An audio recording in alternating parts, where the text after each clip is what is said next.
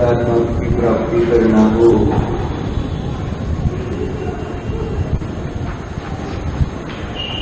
उसे क्या करना चाहिए,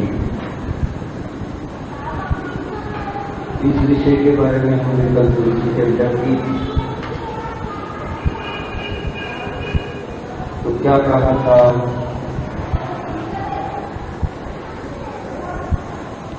शुद्धोद्योग प्राप्त करने के लिए हमें क्या करना चाहिए। प्रथम क्या करना चाहिए, डॉक्टर साहब क्या कहा था। तो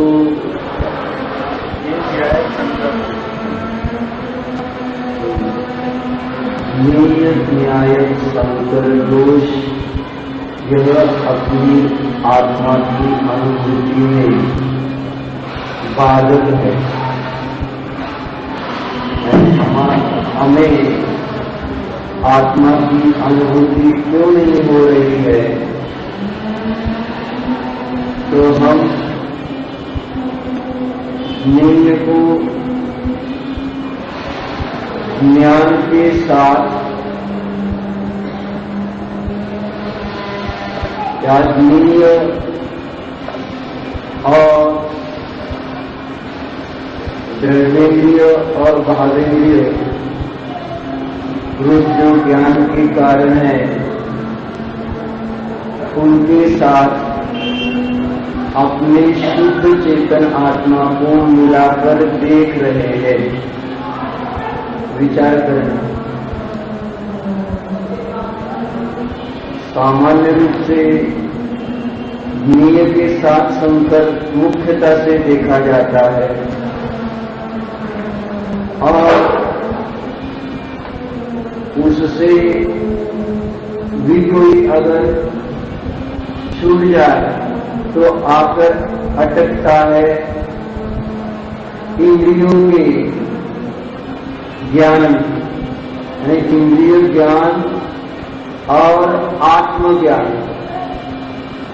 तो इनमें वह भेद नहीं देखता है, इंद्रिय ज्ञान में और आत्मज्ञान में, क्योंकि उसे तो यही लगता है कि यही तो ज्ञान है।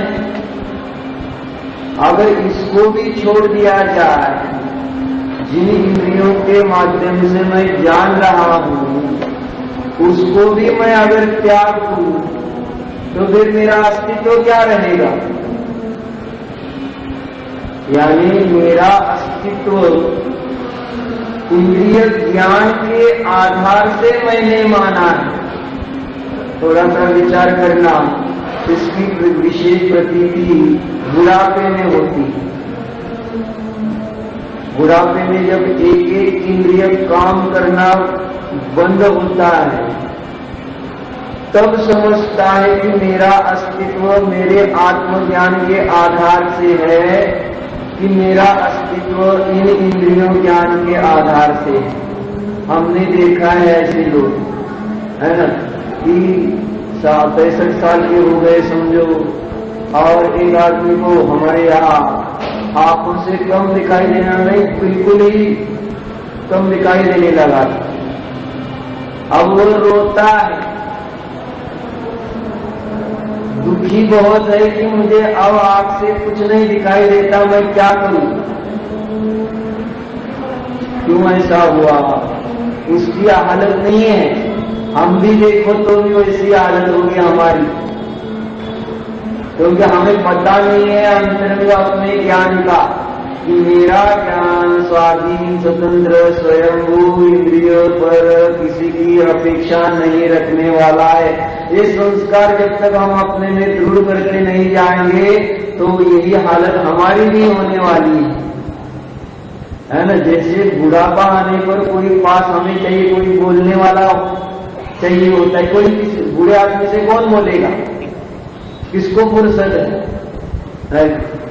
तो शब्द सुनने की कितनी भावना होती है, तब हमें कोई हमसे बात करे, हम किसी से बात करें, क्यों ऐसा लगता है। इसका कारण क्या है? तो हमें स्वतंत्र जीने की आदत ही नहीं है, स्वतंत्र रूप से ज्ञान की हमें कभी प्रतीति ही नहीं है। और इस कारण से भले शास्त्र से सुनो, आगम से सुनो, लेकिन प्रयोग जब करो आप अकेले नहीं, तो अगर कोई नहीं है घर में तो कैसे लगता है? एक दिन कोई समझो आप हमारा घर है, बहुत 10 आदमी है घर में, कोई नहीं है, अकेले रह गए आप, है ना, कहीं बाहर गाँव है, तो क्या कहते हैं? घर खाने को दौड़ता है। ऐसा प्रयोग हुआ एक आदमी के लिए, यानी वो साथ एक प्रयोग भी किया कि एक आदमी को अकेले एक कमरे में बिठा दिया, उसको 5 इंद्रियों के विषय भोग रख दिए, सब जो तुम्हें चाहो, लेकिन तुमको दूसरा कोई आदमी नहीं मिलेगा। अब हुआ क्या? 2, 3, 4, 5 दिन तो गए। अब बाहर कोई नहीं जाए इसलिए बाहर रखे थे लोग कि अंदर इससे कोई मिलने न जाए। तो 6वें दिन जोर जोर से आवाज आने लगी अंदर से। ये आदमी जो अंदर था वो बातें कर रहा था, लोगों को लगा कि कौन अंदर घुस गया। तो उन्होंने जाकर देखा खिड़की से, तो वो दीवार से बात कर रहा था जोर से। एक जगह ऐसा दिखा, एक है ना ऐसे कि एक आदमी गुम गया, यानी प्लेन क्रैश हो गया। प्लेन क्रैश होने पर वो ऐसे ही बहते बहते एक ऐसे सुनसान क्या आइलैंड पर, क्या हाँ, एक टापू पर पहुंच गया, कोई नहीं था। तो अकेला वो इधर उधर ढूंढता है, कोई नहीं। और क्या कुछ सामान उसके पास बहते बहते पहुंच जाता है। उसमें एक फुटबॉल आता है, तो उसने क्या किया, उस फुटबॉल को आंखें निकाली और उसने मुंह निकाल दिया और उसका नाम रख दिया विल्सन। और वो उससे बातें करता था। वो किससे बात करे? वो उसका दोस्त हो गया, है ना। वो उससे बातें करते करते, और जब उसने प्रयत्न करके वो वहां से निकलने लगा, है ना, तो उसने उस बॉल को भी लेकर जाने लगा। तो जाते हुए क्या हुआ, वो समुद्र में आ गई, क्या तूफान आ गया। तो इसके कारण वो फुटबॉल गया जरा दूर। तो इतना परेशान कि वो उसमें कूद कर समुद्र में वो बॉल लेने के लिए पहुंचता है कि नहीं मुझे चाहिए, फिर वो निकल जाता है। दुखी हुआ कि वो जिससे मैं बात कर रहा था वो गया, यानी उस फुटबॉल से मोह हो गया कि जिसमें कुछ नहीं था जीव। हमारे फुटबॉल कौन से? उसका एक फुटबॉल है, हमारे बहुत फुटबॉल है। यानी कितना ज्ञान से उसने संकर किया था उस गेय के साथ। समझना, हमने दृष्टांत बताने का प्रयोजन है यह कि हम भी रोजमर्रा के जीवन में हम नियत के सानिध्य नहीं रहते हैं। इतना गेय हमारे आजू बाजू में, इतना गेय है कि हमें फुर्सत नहीं है गेय से अलग अपने ज्ञान को समझने की। यानी वो अवसर ही नहीं देता है। अगर वो अवसर दिया और निकल जाए मेरी क्या कहेंगे, कर्म होशियार है, वो अपने को गुलाम रखना चाहता है। इसलिए तो सारा यह नियत का क्या है, पहला उसने किया कि ये छूटे ना अपने से। तो ये क्यों हो रहा है? तो हम इंद्रिय से सारा ज्ञेय का और ज्ञान का संकर क्यों हो रहा है? तो इसका मेन प्रॉब्लम है इंद्रियों से जानना। हमने तो मोह से अपना घात होता है ये तो बहुत सुना है, लेकिन मोह क्या चीज है वो तो आगम में ही लिखी हुई है। मोह की जितनी भी चर्चा है वह आगम से आप समझोगे, लेकिन ज्ञान की जो चर्चा है वह अनुभव से समझोगे आप। समझना। इसीलिए तो प्रवचन सार में मोह की चर्चा, मोह की निंदा नहीं की, मोह को हेय नहीं कहा।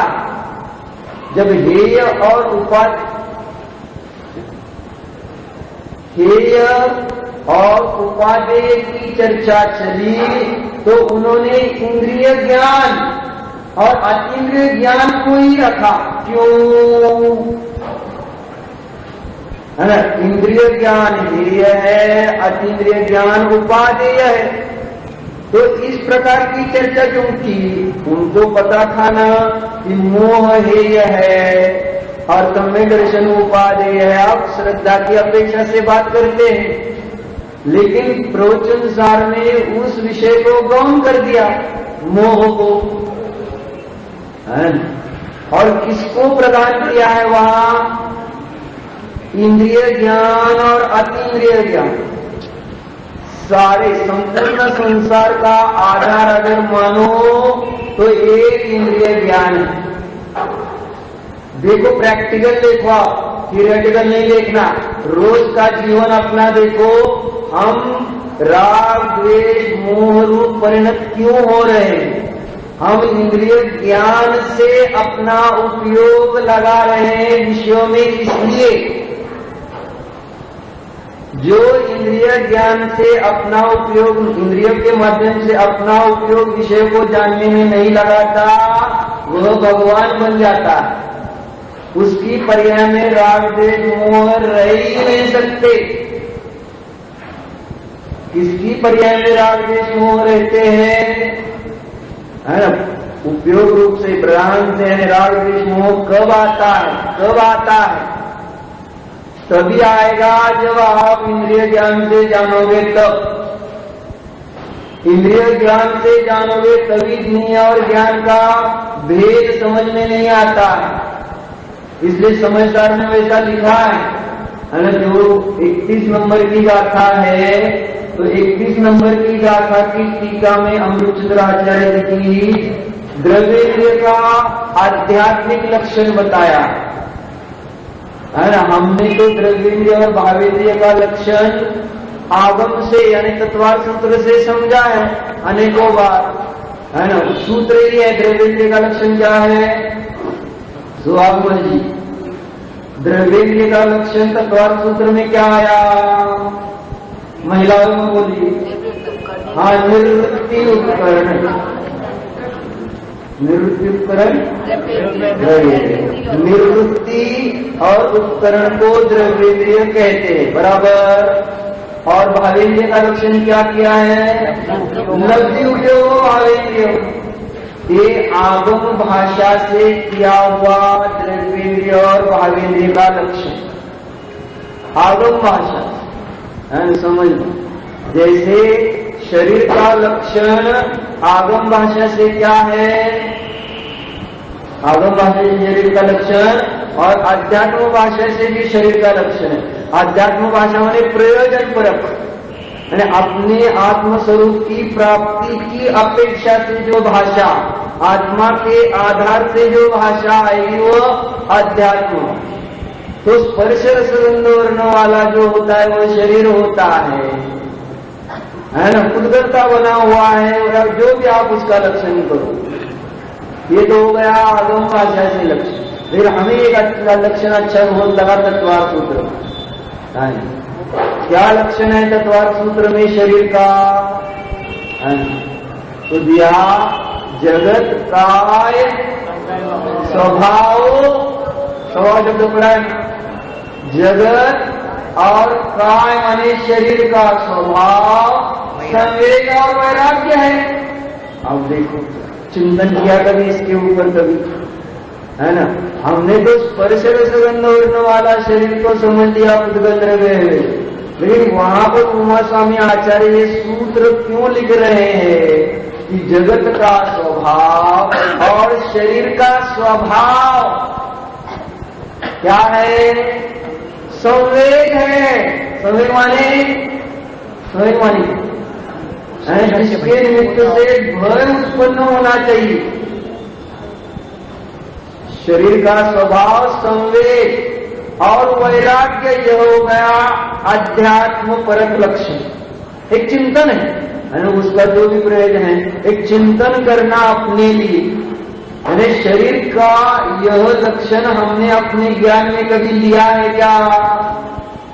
वैसे तो आचार्य ने 12 भावनाओं में से पहली 6 भावनाएं इसी के निमित्त से लिखी है, अनित्य, शरण, संसारिकत्व, अन्यत्व, सूची। उसमें प्रधानता तो वही है शरीर कि जिसके प्रति हमारा एकत्व भाव होता है, जिसके कारण हमारे ज्ञान, हमारे पर्याय में अनेक प्रकार के दुख देखे जाए। तो क्या कह रहे थे कि जगत और काय जो भी जब भी बाहर प्रयोग करना, बाहर जब जब प्रश्न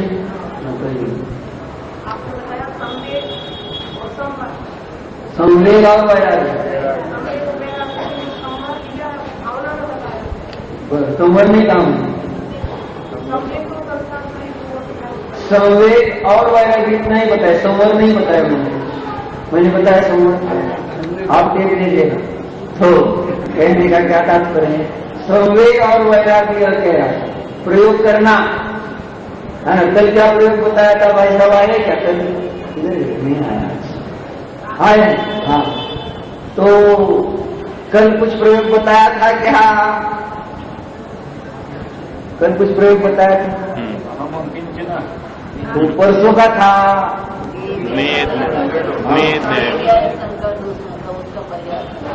नहीं, कल कुछ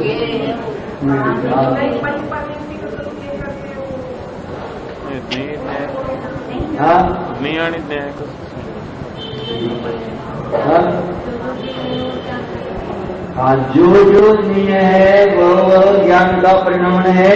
विकल्प कम करने के लिए हमने उपाय कहा था कि आपके ज्ञान में कोई निय आए तो देखना वह निय कहा है, मैं कहा हूँ वह निय माने क्या है, मेरा ही ज्ञान है। हम उस दिए को निमित्त बनाकर कितनी प्रकार के विकल्प करते रहते हैं और उन विकल्पों के कारण कितना तो बड़ा संसार बढ़ाते रहते हैं। एकमात्र अपने में करते रहते हैं और संसार बढ़ाते चले जाते। क्या करते हैं? नियम को ज्ञान में लिया और कितनी उसकी श्रृंखला चलती है। अकेले बैठे हो तो आत्मा को ज्ञान में लेकर उसकी श्रृंखला चलाओ ना। आत्मा को अपने को लेकर उसकी श्रृंखला चलती नहीं। समझो आपने क्रिकेट मैच देखी, आपको इंटरेस्ट है भाई साहब, समझो आपने देखा मैच में कुछ बैटिंग बॉलिंग सब, अब अकेले बैठे हो। आप देखो आपने अपने को बैट्समैन मान लिया, अब कैसा चिंतन चलता है? विचार करो कैसा चलता है, कितनी देर तक चलता है? कौन आए वहां आजू बाजू में तो समझता नहीं कि क्या कर रहा हूं। सारा शेख चिल्ली जैसा काम चलता है ना। जितना भी संसार सारा शेख चिल्ली का काम है। वास्तव में प्रतीति करो है ना, वास्तव में है क्या? शेख चिल्ली की बात हमें हास्यास्पद प्रतीति में आती है। वाकई है, मुझे ज्यादा कठिन नहीं आता है बात बताना, लेकिन जो प्रयोगात्मक है उसको थोड़ा सा सिंपल बातें हमको थोड़ी सी विचार में लेकर स्वयं को चिंतन करना चाहिए। तब उसका मर्म समझ में आने के बाद तब लगने जा रहे यह क्या है। तो सारा संसार का जितना भी विचार है वह शेख चिल्ली जैसा है। वैष्णव की कथा है ना, पता है सबको।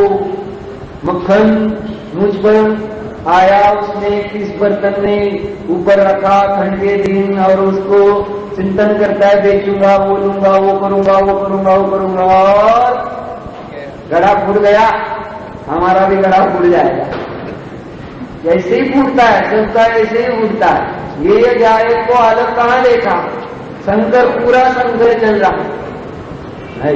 तो कह क्या रहे थे कि शरीर का और जगत, यानी आप इंद्रियों से देखे हुए तो दो बातें देखने में आएगी प्रैक्टिकल में। एक शरीर देखने में आएगा और जगत भी देख सकोगे आप। ये तो देख सकते हो ना, वो तो आत्मेंद्रिय नहीं है। आप उसको देखकर क्या विचार, संवेग। इसमें आत्मानुशासन में तो बहुत श्लोक आए हैं शरीर के बारे में। है ना? यानी शरीर का स्वरूप क्या है, शरीर से तुम्हें डर कैसे नहीं लगता है, ऐसा विचार प्रश्न किया है। जो जिस शरीर के निमित्त से इतना सारा दुख भोगना पड़ता है, फिर भी उसी शरीर के प्रति तुम्हारा राग दिख रहा है। तो शरीर को देखो तो डर लगे, है ना? जैसे रात के अंधेरे में आपने कुछ एकदम ऐसा आवाज सुना या कुछ ऐसी चीज जाते हुए देखी तो डर लगे, है ना? तो उसी प्रकार जब भी आपको अपना चेहरा आईने में दिखे, अरे क्या ऐसा रीति समझ में आने नहीं, डर लगना चाहिए। ये मैं किसको, है ना? शरीर को देखकर वैराग्य और संवेग, ये दोनों बातें हो गया। शरीर और जगत को देखकर संवेग और वैराग्य उत्पन्न करने का स्वभाव, है ना? ये स्वभाव है उसका, स्वभाव उसको छोड़कर अन्य कुछ नहीं है। वो उसका वही एकमात्र प्रयोजन है। जगत और शरीर जो भी दिख रहा है, प्राप्त है, तो उसका एकमात्र प्रयोजन उससे डरो और उसके निमित्त से वैराग्य उत्पन्न करके अपने आत्मा की प्राप्ति कर अपना आत्म कल्याण करो। ज्यादा क्या प्रयोग इतना ही करना। सुहागमन जी, पुराना फोटो है क्या, है ना? तरुणपन का क्या बोलते हैं, नियम के जवान का फोटो है क्या? जवान का फोटो है ना आपके पास? अभी का एक आध फोटो भी होगा, सामने रखो और सामायिक करो। अनुसार देखो, यानी मैं क्या था और ये क्या हूँ, दिखेगा ना आपको। वैराग्य तब हो सकता है, ऐसा मुझे लगता है। सबको अपना अपना इसलिए फोटो निकाल कर रखना चाहिए। देखो, उसको रखकर सामायिक करो, ध्यान करो, चिंतन करो कैसा है मेरा जिस शरीर के प्रति मैं मोह रख रहा हूँ, उसके लिए मेरा सारा समय बर्बाद होता जा रहा है, उसका स्वरूप क्या है। तो अपना मूल प्रकरण तो अलग है। मुझे इतना बताना था कि आगम भाषा और आध्यात्म भाषा के लक्षण। तो जैसे शरीर और जगत का लक्षण आध्यात्म भाषा से प्रयोजन की अपेक्षा से संवेग और वैराग्य देखा। अब यहाँ पर हमें किस विषय की चर्चा करनी थी? द्रव्येंद्रिय और भावेंद्रिय का अध्यात्म भाषा से लक्षण, प्रयोजन परक लक्षण क्यों बता रहा था? क्योंकि जब हमने ये इंद्रिया खोली और ये इंद्रिया बंद भी हो, मन खुला ही रहता है, मन रूपी बंदर तो खुला है, लेकिन ये भी इंद्रिया खुली, जहां खुली वहां संसार चला। इंद्रिया इसलिए तो आचार्य ध्यान में इंद्रिय निरोध कहते हैं। 196 ज्यादा संसार में वो दिया है कि ध्यान का स्वरूप उसमें बताया है कि कैसे ध्याता पुरुष का लक्षण उसमें बताया है। एक मिनट वो आपको बता दो, है उसमें लिखा है क्या? 196 देखो क्या, एकाग्र संचेतन लक्षणम ध्यानम अशुद्धत्वम आत्मनः न आवति इति निश्चिनोति। स्वामी जी अपनी भाषा है ना। अब एकाग्र संचेतन जिसका लक्षण है, ऐसा ध्यान आत्मा में अशुद्धता आने नहीं देता। इसकी निश्चिति करते हैं। अब एकाग्र संचेतन जिसका लक्षण है, ऐसा ध्यान आत्मा में अशुद्धता नहीं लाता, ऐसा निश्चित करते हैं। अब वह कैसा है? जो अपने में अशुद्धता नहीं आने देता, वह अपना उपयोग कैसा है? उसका स्वरूप कितना सुंदर बताया देते गाथा में ऐसा आता है, जो खविद मोह कलुषो विषय विरक्तो मनो निरुंभिता समवच्छिदो सहावे सोअपानम हरिजादा। वही आत्मा ध्याता है। कौन सा आत्मा ध्याता? ध्याता पुरुष का लक्षण बताया। ध्याता माने जो ध्यान करने वाला है, ध्यान करने वाले पुरुष का लक्षण बताया जा रहा है, जिसमें विशेषण दिए। खविद मोह कलुषो विषय विरक्तो मनोनिरुंभिता समवस्थितो सहावे। 4 विशेषण ध्यान में, 4 विशेषण। कौन से? खविद मोह कलुषो विषय विरक्तो और मनोनिरुंभिता और समवस्थितो सहावे। अब इसका अर्थ है ना, जो मोह मल का क्षय करके विषयों से विरक्त होकर मन का निरोध करके स्वभाव में समवस्थित है, वह आत्मा का ध्यान करने वाला है। इसमें 2 बातें हमें किस विषय से विरक्त होकर, माने इंद्रिय विषय बुद्धि, जो इंद्रिय विषय रूप जो बुद्धि है उसको, उससे विरक्त होकर और मन के माध्यम से जो अपने विकल्प चलते हैं उसको रोक कर। इसलिए तो द्रव्य संग्रह में गाथा आती है, माँ चित्त माँ जंप माँ चिंत जिम जम्वी ऐसा है ना। माँ चित्त चेष्टा मत कर, मने काय शरीर के माध्यम से, माँ जंप वचन के द्वारा मत करो, मत करो, नास्तिक रूप से बताना पड़ता है। और माँ चिंतन भी कुछ मत करो। किम भी जेन होई थिरो, ध्यान का लक्ष्य। और यहाँ पर भी वही बता रहे हैं, विषयों से विरक्त होकर और मन का निरोध करके स्वभाव में समवस्थित होता है, वह ध्यान करने वाला पुरुष है। यानी हमें शंका होती है, ध्यान करना माने क्या करना? क्योंकि हम तो बैठते ही नहीं कभी, समझो, तो हमें कैसे पता चलेगा कि ध्यान में क्या किया जाता है? बस इतना ही हमने जाना है कि शुद्धात्मा का जानना है, लेकिन ये जाना है, प्रयोग नहीं किया जाता है। श्रावक को 3 टाइम सामायिक करने के लिए कहा, बताया आपको। कौन कौन यहाँ 3 टाइम करता है? 2 टाइम करता है, 1 टाइम करता है ध्यान सामायिक। हाथ नीचे रखो बस, जो करते हैं सभी लोग करते हैं। अच्छी बात। जब तक हम ये प्रयोग यानी आत्मा को जानने का ध्यान, यह प्रयोग है। स्वाध्याय में आना ये प्रयोग नहीं है। कैसे समझोगे मुझे पता नहीं, समझो जल्दी समझो। यानी क्या होगा? आपको लाभ होगा। आप प्रयोग तो करना। आचार्य कह रहे, समुद्रभद्र आचार्य रत्नग्रहण रावकाचार्य में कह रहे हैं, सामायिक करो।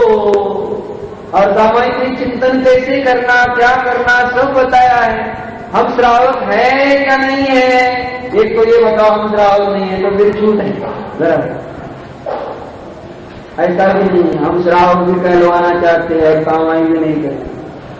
इसलिए कितना कहा, गृहस्थो मोक्ष मार्गस्थो। और इस प्रवचन साथ में भी आया है, श्रावकाणाम अपनी सामायिक आदि काले शुद्धोपयोग भावना दृश्यते। लिखा है प्रवचन साथ 248। इस श्रावक को सामायिक के काल में, है ना, आते जाते नहीं, सामायिक के काल में शुद्धोपयोग की भावना देखी जाती है। कौन कहता है नहीं? हम श्रावक है, बैठो सामायिक में और देख लो शुद्धात्मा को। बात तो यही है, जब भी देखना है तो काम यही करना पड़ेगा। आज करो,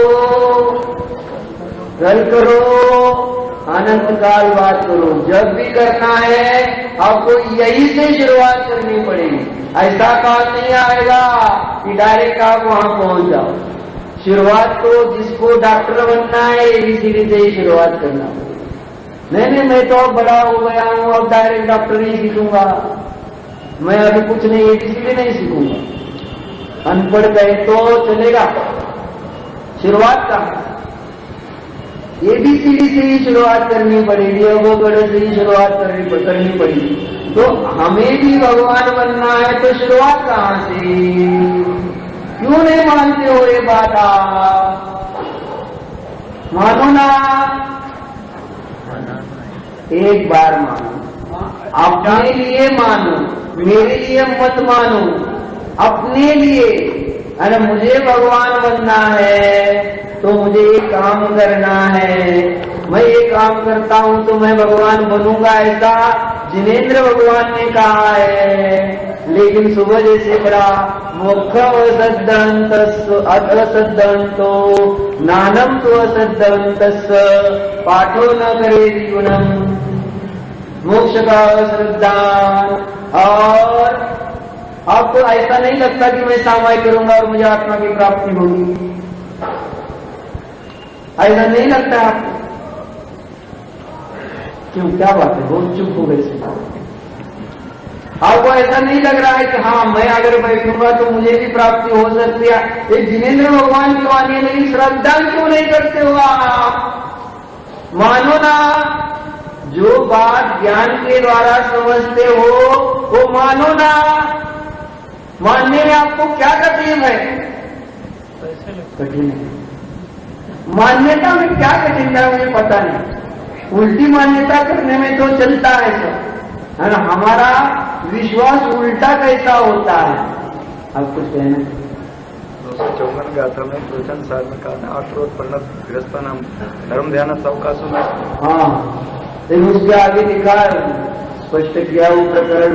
हाँ, खुलासा करने को। हाँ, तो गृहीणाम समस्त वृत्ति अभावात ऐसा शब्द लिखा है।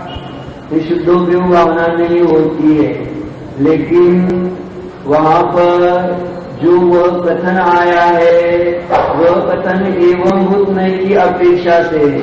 और जब आत्म ध्यान से परिणत होता है तब वहां पर रौद्र धर्म शुक्ल ध्यान नहीं होता, धर्म ध्यान नहीं होता। जब रौद्र ध्यान से परिणत है तो आर्त और धर्म ध्यान नहीं होता है, और जब धर्म ध्यान से परिणत है तो आर्त और रौद्र ध्यान नहीं होता है। इस अपेक्षा से जब आर्त रौद्र ध्यान से गृहस्थ परिणत होता है तो उसको शुद्धोपयोग की भावना आर्त रौद्र ध्यान में कैसे होगी? तो धर्म ध्यान से परिणत होगा, इसलिए वो आगे जाकर अर्थ से जैसा वो जो दृष्टांत आया है उसके माध्यम से वो स्पष्ट कर दिया है कि? तो मैं क्या कह रहा हूं?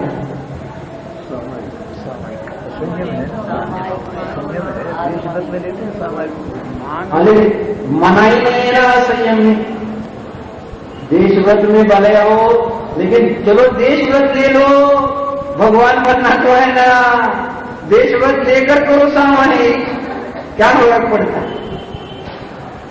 तो कह रहा था ये हमारा विश्वास उल्टी दिशा में चलता, सीधी दिशा में कम चलता है।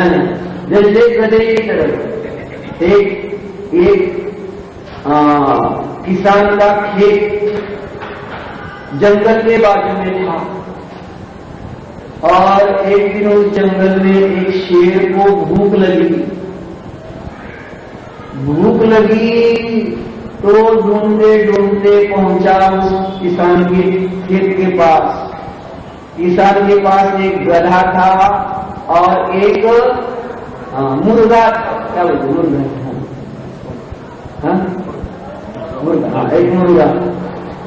तो क्या हुआ, वो पहुंचा शेर वहां, उसने देखा गधे को, अब सोचा अच्छा हुआ हमें भोजन। तो उस शेर को देखकर उस मुर्गे ने बांग लगाई, क्या बांग बोलते ना, बांग लगाई जोर से, तो वो शेर भागा।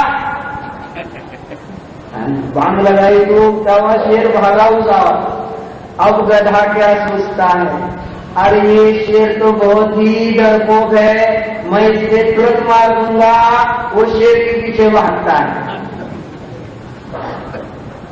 शेर के पीछे गधा भागता है जंगल में, शेर आगे गधा पीछे।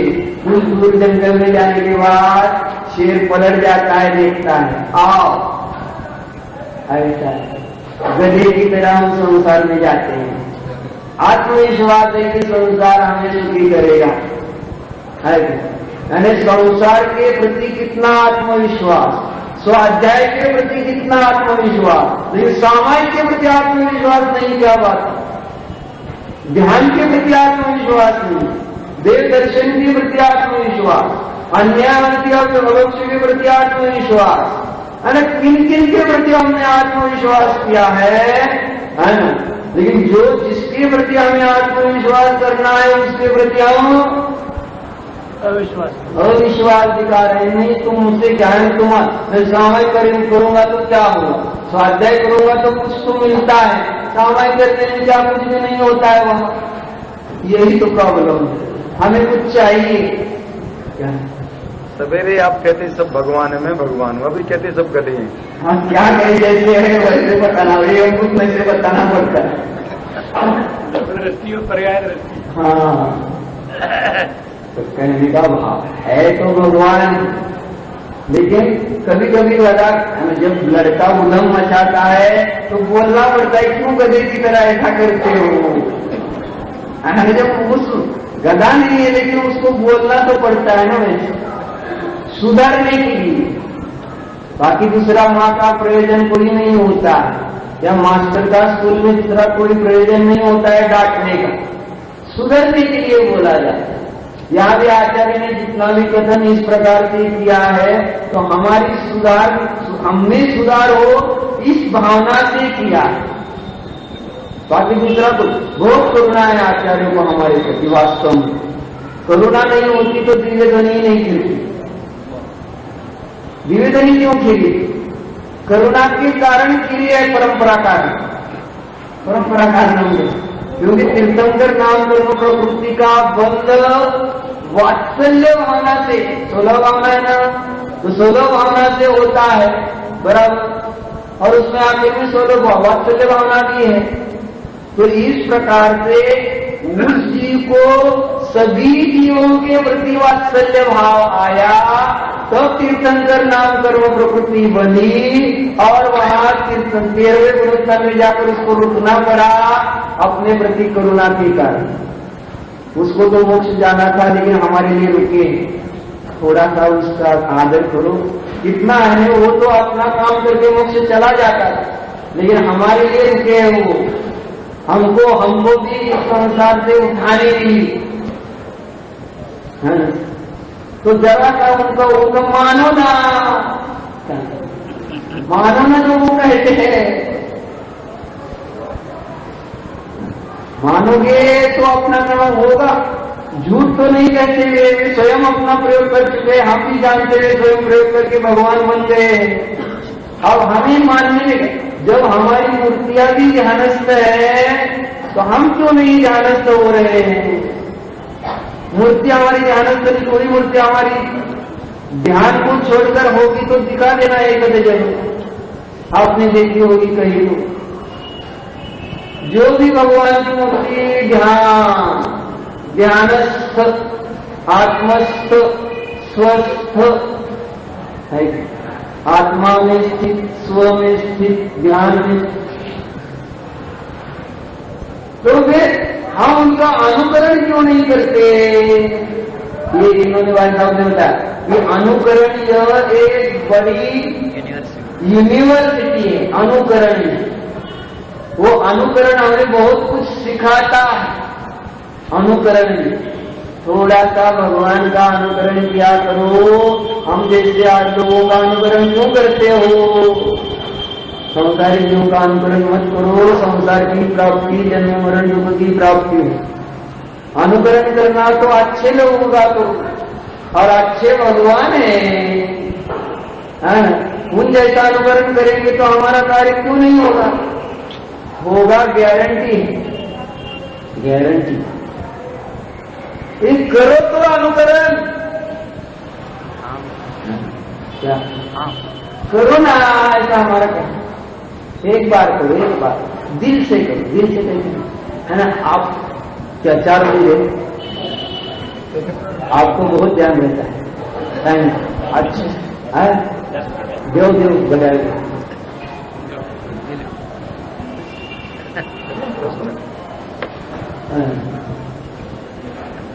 ठीक है, 4 को 10 मिनट कम है, आप घड़ी की चिंता मत किया करो, जो लोगों को परेशान होना हो होने दो, वक्ता को परेशान होना है होने दो, हम अपना काम करते रहेंगे, है ना। समय आत्मा है, समय का ध्यान कीजिए, है ना, समय पर ध्यान दीजिए।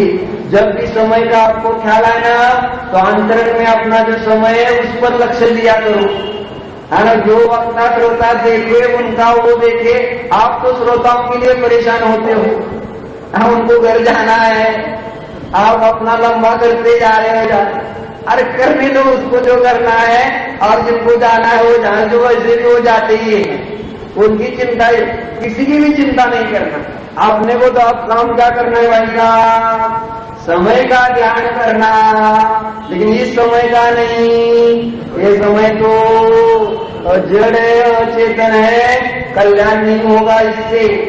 इसलिए घड़ी पर हमारा बाहुबली में एक जगह लिखा है ना, घड़ी पर ही लिखा, समय आत्मा है, समय का ध्यान कीजिए। कितना सुंदर है, कितना सुंदर।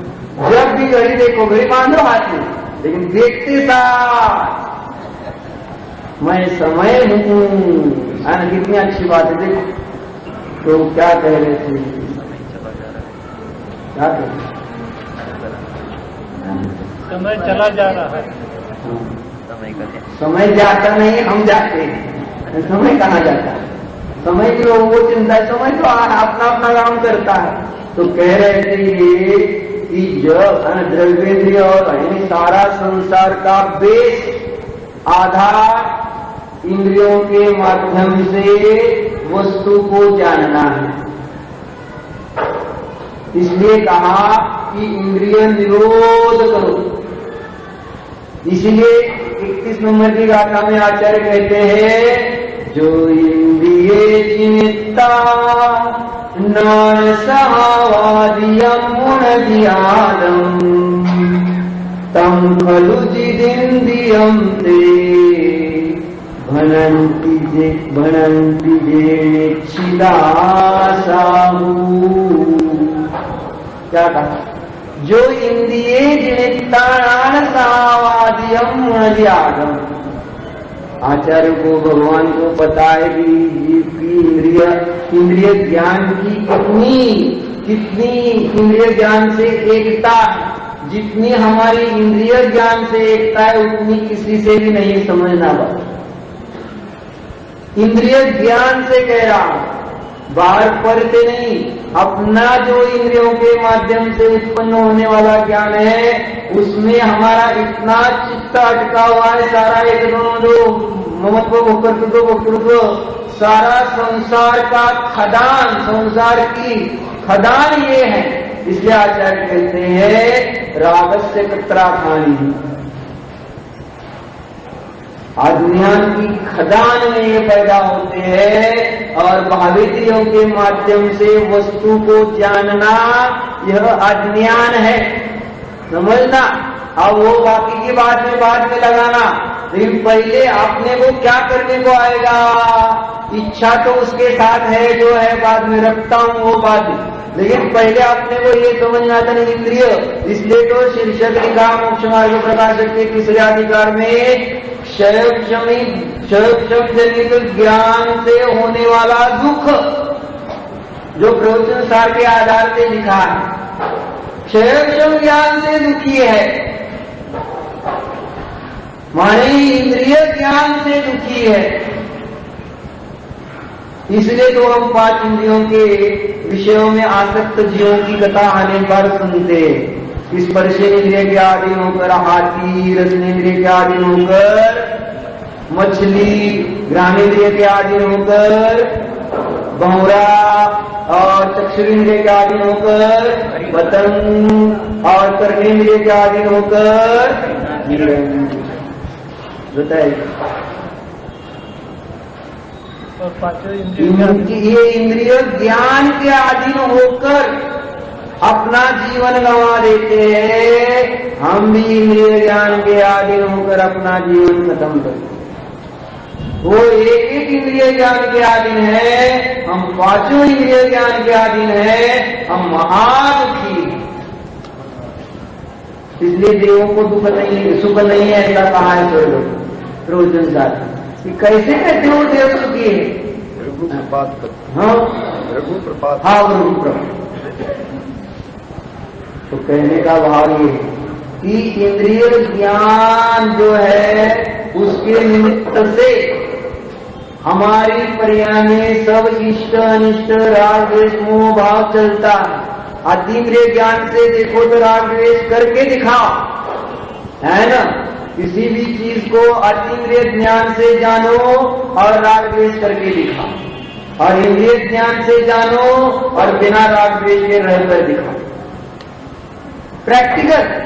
प्रैक्टिकल बोल रहा हूं, जो प्रयोग है जीवन में ये प्रयोग। अब इनमें ये बात चल रही थी कि इन द्रव्येंद्रियों के और भावेंद्रियों के माध्यम से ज्ञान ज्ञेय को जानते हुए अपना अस्तित्व कैसे बोलता है, ये यहाँ पर अमृतचंद्र आचार्य द्रव्येंद्रिय का और भावेंद्रिय का लक्षण करते हुए बता रहे हैं। देखो कैसे लक्षण बताए। यह खलु निरवधि बंध पर्याय वशेन प्रत्यस्तमिक समस्त स्वपर विभागानी निर्मल वेद अभ्यास कौशल उपलब्ध अंतस्फुटित सूक्ष्म चित स्वभाव अवष्टम्भ बलेन शरीर परिणामापन्नानि द्रव्येन्द्रियाणि। द्रव्येन्द्रिय का लक्षण है। अब उसका हिंदी पढ़ता हूं, सवाल मुझे पढ़ू क्या? आप बोलते हैं जो द्रव्येंद्रिया भावेंद्रिया तथा इंद्रियों के विषयों पदार्थों को तीनों को अपने से अलग करके समस्त अन्य द्रव्य से भिन्न अपने आत्मा का अनुभव करते हैं वे जीव निष्ठे से, वे मुनि निष्ठे से जितेंद्रिय है। अब उसमें पहले क्या कहते हैं? अनादि अमर्याद रूप बंध पर्याय के वश कौन है? द्रव्येंद्रिया। अनादि अमर्याद रूप बंध पर्याय के वश जिसमें स्वपर का विभाग अस्त हो गया है। क्या कहें? जिसमें स्व और पर का विभाग खत्म हो गया है ऐसी शरीर परिणाम को प्राप्त द्रव्येंद्रिया होती है। तीन विशेषण, अनादि अमर्याद बंध पर्याय के वश स्वपर का विभाग नष्ट करने वाली, और तीसरा क्या? शरीर परिणाम को प्राप्त ऐसी द्रव्येंद्रिया है। और उनका आश्रय लेकर हम विषयों को ज्ञेयों को जानने में प्रवृत्त होते हैं। इस कारण हम अपनी आत्मा से दूर चले जाते हैं। इंद्रिय ज्ञान से जानना आत्मा को अपनी आत्मा से दूर ले जाना है। इसलिए जब तक इंद्रिय ज्ञान से दूर नहीं होते तब तक केवल ज्ञान प्रकट नहीं होता। ऐसा कहा है अष्टसूत्र कि भावेंद्रियों का अभाव होने पर केवल ज्ञान का उत्पाद होता है। तो उसी प्रकार